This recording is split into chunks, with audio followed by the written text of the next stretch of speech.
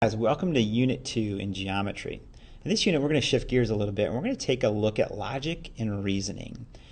See, geometry is very much interested in how our brain processes the patterns and the relationships, the properties, and the facts of the world around us, and how we come to conclusions based off of those properties and those patterns.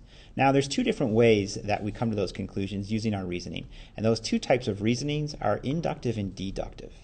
Inductive reasoning bases its conclusions off of specific cases or patterns, whereas deductive reasoning looks for definitions or facts or properties and then comes to conclusion based off that.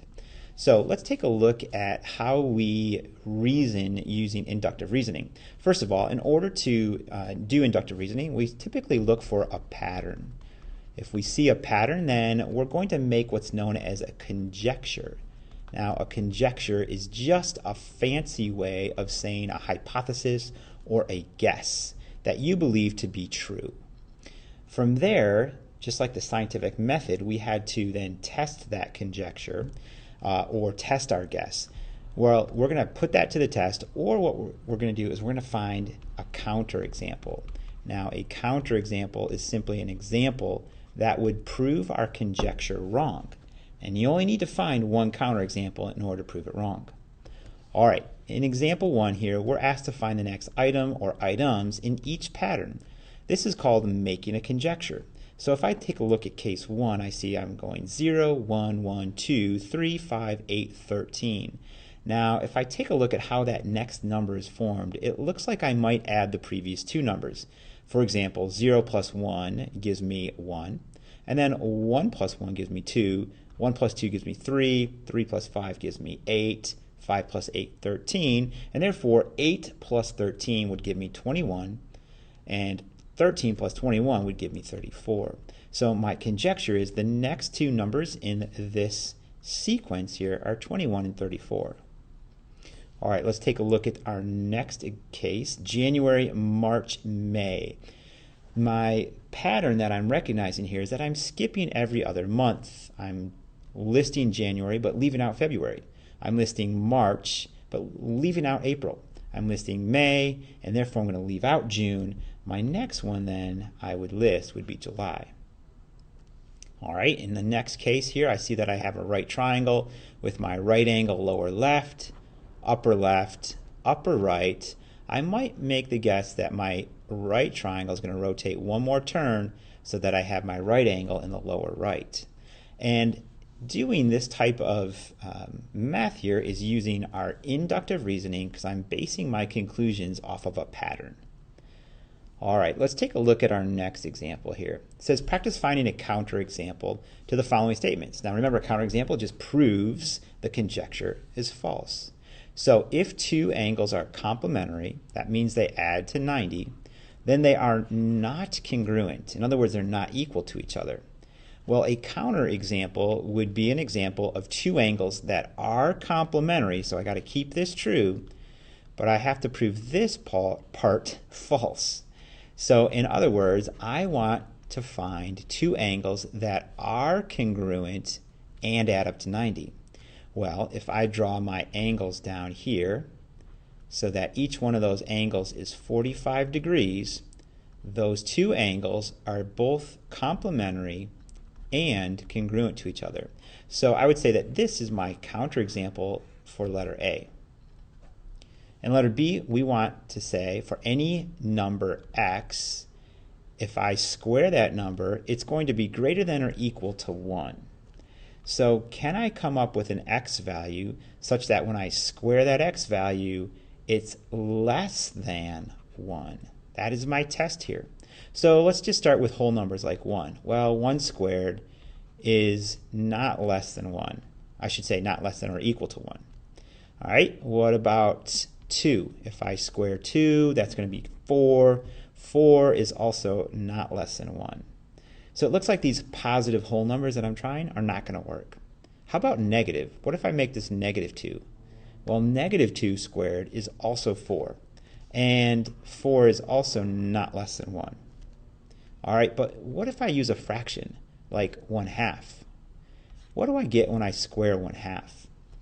Well, when I square 1/2, I'm going to get 1/4. And 1/4 is certainly less than 1.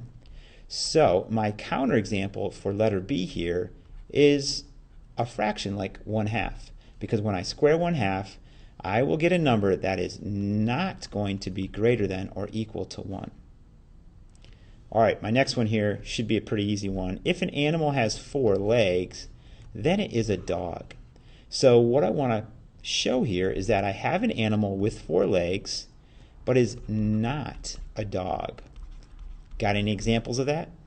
I think you can figure that one out. All right.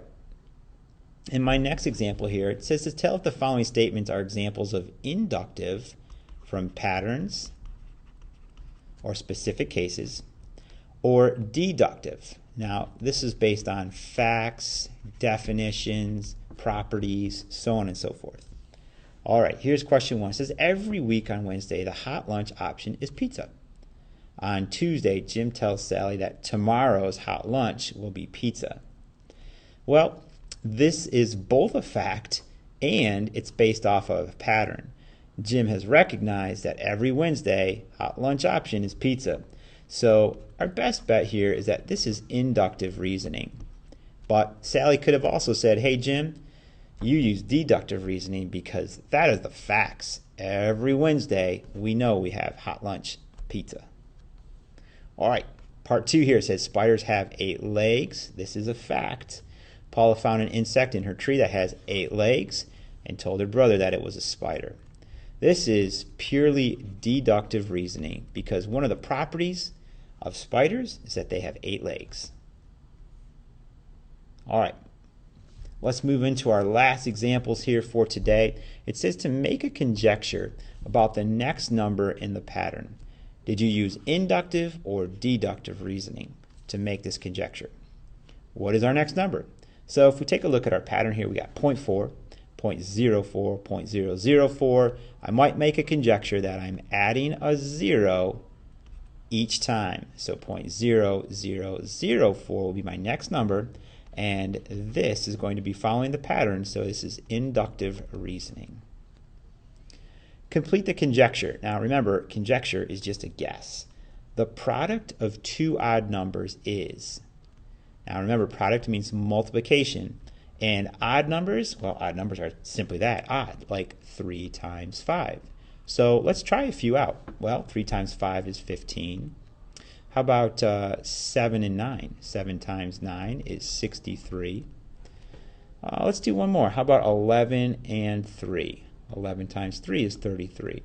Is there any kind of property or pattern that you're recognizing here? Perhaps we can say our conjecture is the product of 2 odd numbers is another odd number.